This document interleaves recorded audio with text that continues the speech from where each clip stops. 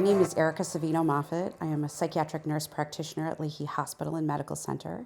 And I'm here today to talk about some of the anxiety you might be having now that the panic is subsiding around the pandemic, and about how to get about going into the world, and about getting back into the world. I would say that it's really normal to be anxious about getting back into things. After all, COVID, more than anything, has inspired fear in all of us at some level. It's been very unique as a kind of a health problem in the world, in the sense that it drove us all into isolation away from each other, which really isn't natural. As humans, we kind of all naturally seek to be together. But as the world opens up and as restrictions loosen, kind of around the country and certainly here in Massachusetts, there are a lot of folks who might be anxious about going back into the world and not know how to go about that after so many months of being cooped up at home and being masked. It can be a little bit jarring to think about being unmasked. I know certainly I was a little bit about being unmasked today. But there are some things that you can do to kind of manage your anxiety around that. First thing to know is that it's completely normal to be nervous about the relaxed restrictions and to be nervous about COVID. It certainly, is something that was and is worthy of our anxiety, as it can be highly lethal, and we all know that. We all know somebody who's been affected by it. But as more people get vaccinated, and the state and the city of Boston too are able to relax restrictions, we can start getting back out into the world. Recently, guidelines have changed for when we need to be masked, both indoors and outdoors, and that's dependent on vaccination status. Certainly, if you're anxious about COVID, a great thing to do is to be vaccinated against it.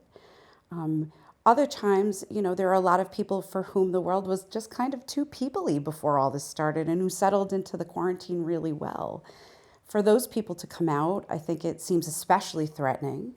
But what I always say to them is that this is a once-in-a-lifetime opportunity to kind of slowly get comfortable with coming out of your house, kind of as the rest of the world wakes up a little bit. I recommend that people start with a daily task that gets them out of the house if they've been in complete isolation the last year or so. You can start by making a daily trip to get coffee, whether it's a drive-through or you walk in and walk out. Just practicing getting out of the house a little bit at a time is helpful.